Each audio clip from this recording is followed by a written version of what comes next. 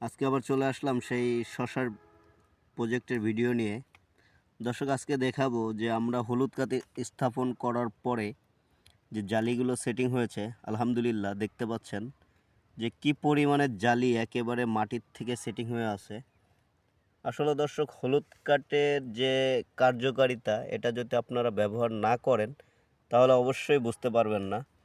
কারণ এটার যে কার্যকারিতা অবশ্যই খুব ভালো ফলাফল দেয় এটাই।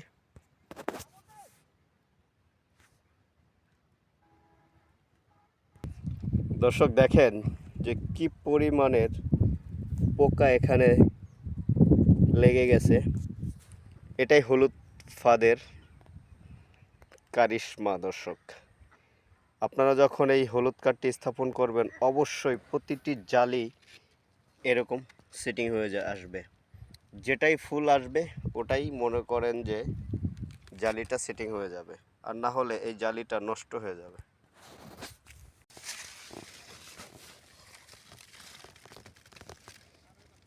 দেখেন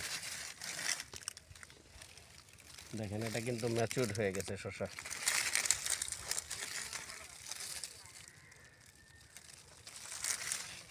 অবশ্যই আপনারা, আবারও বলবো, দেখেন এইখানে প্রতিটা জালি, প্রতিটা ফুলই আমাদের জালি এসছে, সেটিং হচ্ছে। দেখেন কি পরিমাণের হলুদ কার্ডে আমাদের এই পোকাগুলো আটকে গেছে। আপনাদেরকে বলবো অবশ্যই আপনারা হলুদ কার্ড স্থাপন করবেন লতা জাতীয় ফসলে। আপনার ফসল অবশ্যই আলহামদুলিল্লাহ ভালো হবে। আলহামদুলিল্লাহ দর্শক, আবিদ এগ্রো নার্সারির চ্যানেল থেকে আপনাদেরকে জানাই স্বাগতম। দর্শক, আজকে আবার চলে আসলাম সেই শশার প্রজেক্টের ভিডিও নিয়ে। দর্শক, আজকে দেখাবো যে আমরা হলুদ কাতে স্থাপন করার পরে যে জালিগুলো সেটিং হয়েছে, আলহামদুলিল্লাহ দেখতে পাচ্ছেন যে কি পরিমাণে জালি একেবারে মাটির থেকে সেটিং হয়ে আছে। আসলে দর্শক, হলুদ কাঠের যে কার্যকারিতা, এটা যদি আপনারা ব্যবহার না করেন তাহলে অবশ্যই বুঝতে পারবেন না। কারণ এটার যে কার্যকারিতা অবশ্যই